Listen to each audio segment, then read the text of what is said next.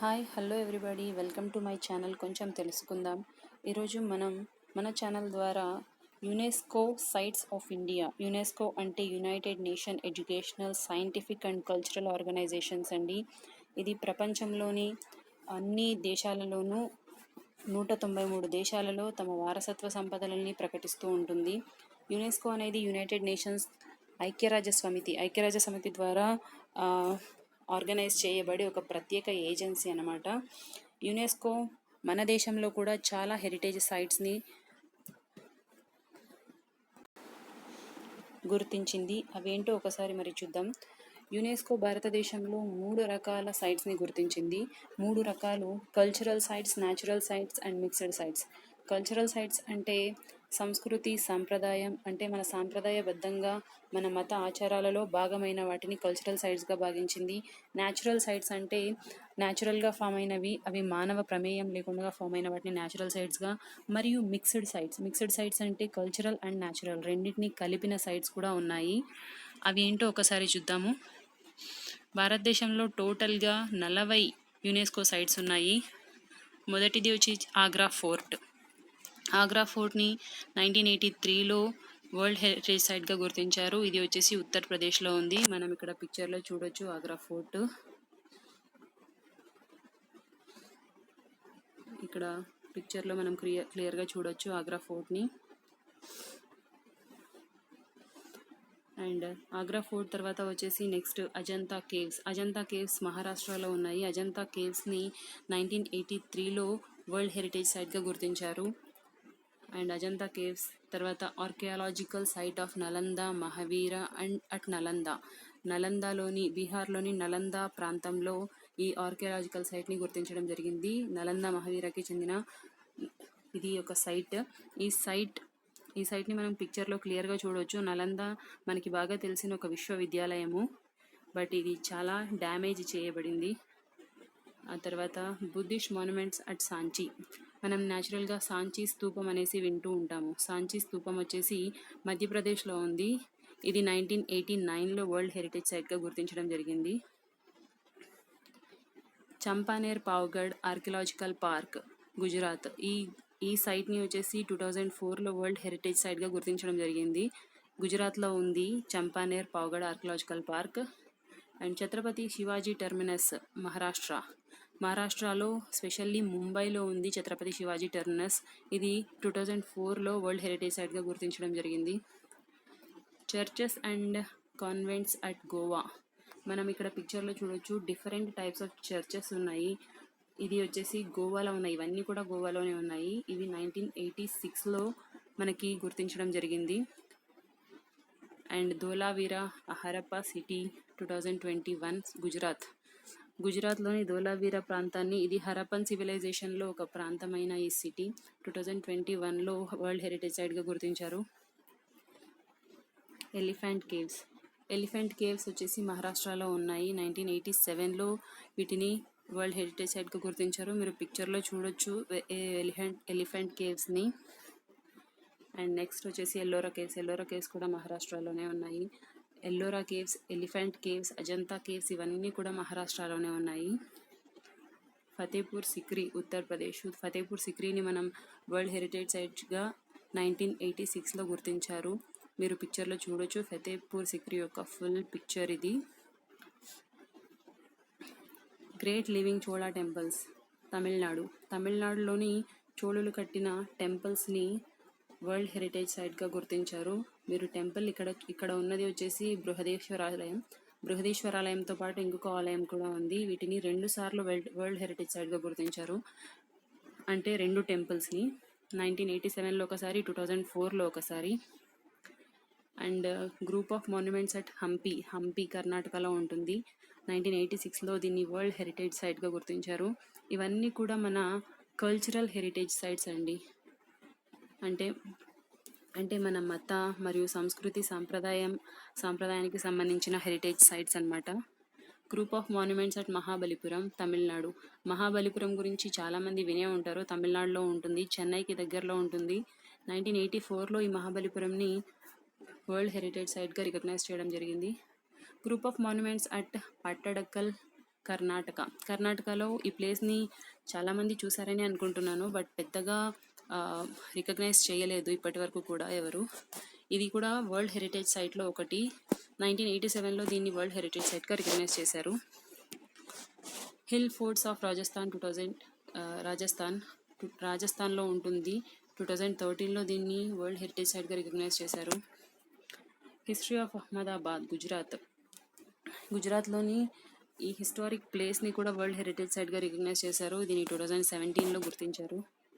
హుమయూన్స్ tomb ఢిల్లీలో ఉంటుంది. మనకి అచ్చు ఆగ్రాలో ఉన్న తాజ్ మహల్ లాంటి కట్టడమే ఇది కూడా. దీన్ని 1993లో గుర్తించారు వారసత్వ సంపదగా.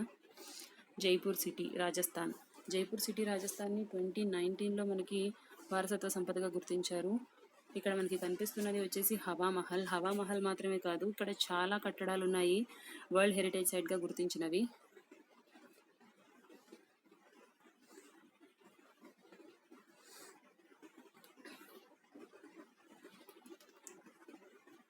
అండ్ కాకతీయ రుద్రేశ్వర టెంపుల్ రీసెంట్గా last year June and July మంత్స్లో దీన్ని అనౌన్స్ చేశారు వరల్డ్ హెరిటేజ్ సైట్గా. తెలంగాణలో ఉంటుంది, వరంగల్ డిస్టిక్లో. మనకి బాగా తెలుసు, రామప్ప టెంపుల్గా చాలా చాలా ఫేమస్ ఈ టెంపుల్. ఆంధ్ర అండ్ తెలంగాణ పీపుల్కి బాగా పరిచయం. Khajuraho group of monuments at Madhya Pradesh. Khajuraho గురించి కూడా మనం చిన్నప్పటి నుంచి వినే ఉంటాము. ఇది కూడా వరల్డ్ హెరిటేజ్ సైట్స్లో ఒకటి. ఇది 1986లో గుర్తించారు. Mahabodhi temple complex at Bodh Gaya, బీహార్లోని మహాబోధి వృక్షం ఇక్కడే ఉంటుంది. ఈ టెంపుల్, ఇక్కడ ఉన్న టెంపుల్ వెనకాలనే మహాబోధి వృక్షం కూడా ఉంటుంది. దీన్ని 2002లో వరల్డ్ హెరిటేజ్ సైట్గా గుర్తించారు. కుతుబ్ మినార్ అండ్ ఇట్స్ మాన్యుమెంట్స్. ఇక్కడ మీరు చూడొచ్చు, ఢిల్లీలో ఉంటుంది కుతుబ్ మినార్.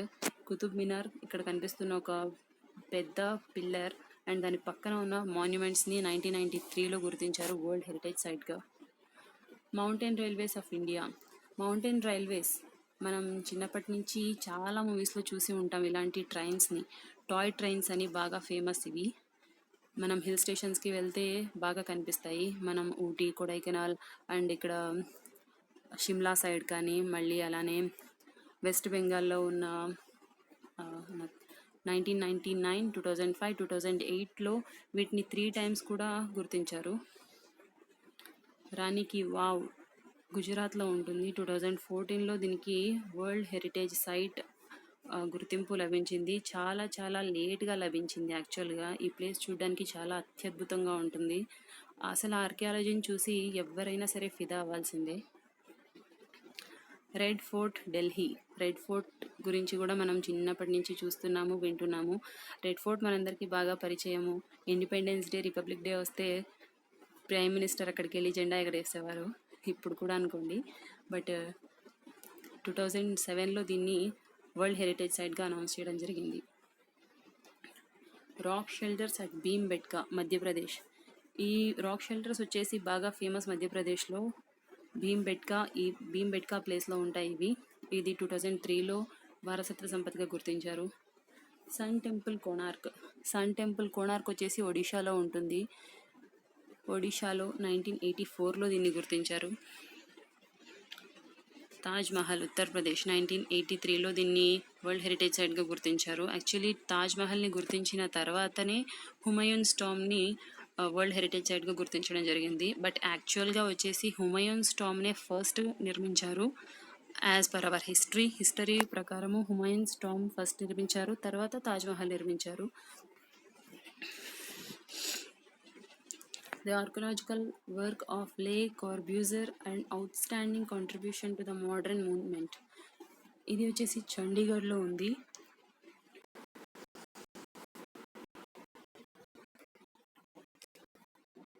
జంతర్ మంతర్ జైపూర్ వచ్చేసి రాజస్థాన్లో ఉంది. 2010లో దీన్ని వరల్డ్ హెరిటేజ్ సైట్గా అనౌన్స్ చేశారు. అండ్ నెక్స్ట్ వచ్చేసి Victorian gothic and art deco examples of Mumbai, Maharashtra. 2018లో దీన్ని వరల్డ్ హెరిటేజ్ సైట్గా అనౌన్స్ చేశారు.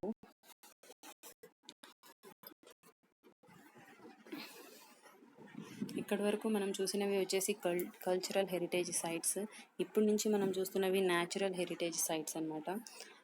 మానవ ప్రమేయం లేకుండా న్యాచురల్గా ఫామ్ అయిన heritage sites. Great Himalayan national park conservation area. Great Himalayan national park వచ్చేసి హిమాచల్ ప్రదేశ్లో ఉంటుంది. దీన్ని 2014లో వరల్డ్ హెరిటేజ్ సైట్గా అనౌన్స్ చేశారు. ఇది వచ్చేసి స్పెషల్గా కుల్లు డిస్టిక్లో ఉంటుంది. ఇది జస్ట్ నేషనల్ పార్క్ మాత్రమే కాదు, ఇక్కడ వచ్చేసి టైగర్ రిజర్వ్ కూడా ఉంది. అండ్ ఇక్కడ highest tiger density in India కూడా ఇది. అండ్ నెక్స్ట్ వచ్చేసి Kaziranga national park Assam. Kaziranga national park Assam వచ్చి అస్సాం 1985లో ఇది మనకి అనౌన్స్ చేశారు వరల్డ్ హెరిటేజ్ సైట్గా. యాక్చువల్గా ఈ నేషనల్ పార్క్ చాలా చాలా ఫేమస్ వన్ హార్న్ రైనోస్కి. మనం పిక్చర్లో చూడొచ్చు వన్ హార్న్ రైనోస్ ఎలా ఉంటాయి అనేసి. అండ్ వెనకాల మనకి టూరిస్ట్స్ వెళ్తే అలా ఎలిఫెంట్స్ పైన కార్స్, ఏవైతే వెహికల్స్ తెచ్చుకున్నారో cars, not only cars, jeep, open jeep అలాంటి వాటిలో కూడా నేషనల్ పార్క్లోకి వెళ్ళి రైనోస్ అండ్ రిమైనింగ్ అక్కడున్న వైల్డ్ లైఫ్ అన్నిటినీ కూడా చూడొచ్చు. Keoladeo Ghana national park Rajasthan. Keoladeo Ghana national park Rajasthan వచ్చేసి ఇది స్పెషల్లీ ఇది బర్డ్ శాంక్చురీ యాక్చువల్లీ. ఇక్కడ 300 స్పీసెస్ ఆఫ్ బర్డ్స్ని ఇక్కడ వీళ్ళు కన్జర్వ్ చేస్తున్నారు. అండ్ ఇక్కడికి చాలా చాలా కంట్రీస్ నుంచి బర్డ్స్ వస్తూ ఉంటాయి. స్పెషల్గా వచ్చేసి మైగ్రేటింగ్ బర్డ్స్ ఫ్రమ్ సైబీరియా, ఇవి చాలా చాలా ఫేమస్ ఇక్కడ. Manas wild life sanctuary Assam. Manas wild life sanctuary Assam కూడా 1985లోనే మనకి అనౌన్స్ చేయడం జరిగింది. ఇది మానస్ వైల్డ్ లైఫ్ శాంక్చురీ వచ్చేసి జస్ట్ వైల్డ్ లైఫ్ శాంక్చురీ మాత్రమే కాదు, tiger reserve, biosphere reserve and bird sanctuary కూడా. ఇది వచ్చేసి హిల్ జోన్లో ఉంటుంది. భూటాన్, హిమాలయాస్ అండ్ అస్సాం ఇక్కడ చాలా దగ్గరలో ఉంటుంది. మానస్ రివర్ కూడా ఇక్కడనే ఫ్లోట్ అవుతూ ఉంటుంది. ఇది వచ్చేసి భూటాన్ అండ్ ఇండియా మధ్యలో ఉంటుంది ఈ river. Nanda Devi and valley of flowers national park.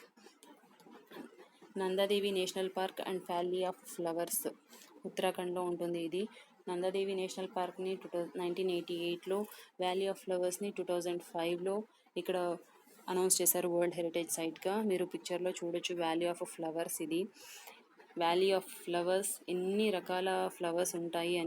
అది హిమాలయాస్లో మనం వెళ్ళి చూస్తే కనుక హిమాలయాస్ జస్ట్ పచ్చగానే ఉంటాయి అనుకుంటాం, కానీ ఇక్కడికి వెళ్తే మనకి డిఫరెంట్ కలర్స్ ఉంటాయి.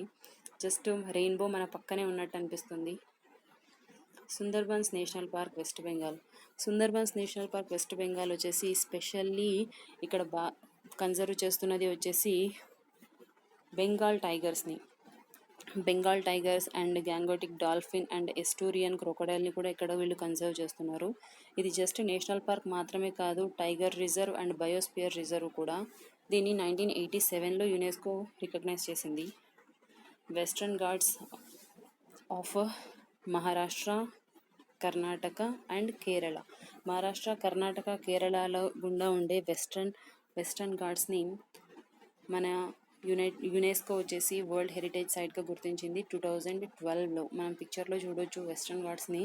అవి అసలు వెస్ట్రన్ ఘాట్స్ లాగా లేవు, హిమాలయస్ లాగానే ఉన్నాయి యాక్చువల్గా. Kanchenjunga national park. Kanchenjunga national park వచ్చేసి సిక్కింలో ఉంటుంది. ఇది వచ్చేసి మిక్స్డ్ నేషనల్ పార్క్ అనమాట. మిక్స్డ్ అంటే cultural and as well as natural. మీరు న్యాచురల్ అండ్ కల్చరల్ ఇది మనము డిఫైన్ చేయడానికి ఇక్కడ 2 ఫొటోస్ పెట్టాను. న్యాచురల్ వచ్చేసి మీరు లెఫ్ట్ సైడ్ ఉన్నదాన్ని చూడొచ్చు, కల్చరల్ వచ్చేసి రైట్ సైడ్ ఉన్నదాన్ని చూడొచ్చు. కంచన్జంగా నేషనల్ పార్క్ని 2016లో యునెస్కో రికగ్నైజ్ చేయడం జరిగింది. That's it guys. ఇవి టోటల్ 40 యునెస్కో గుర్తించిన world heritage sites of India. Thanks for watching my video.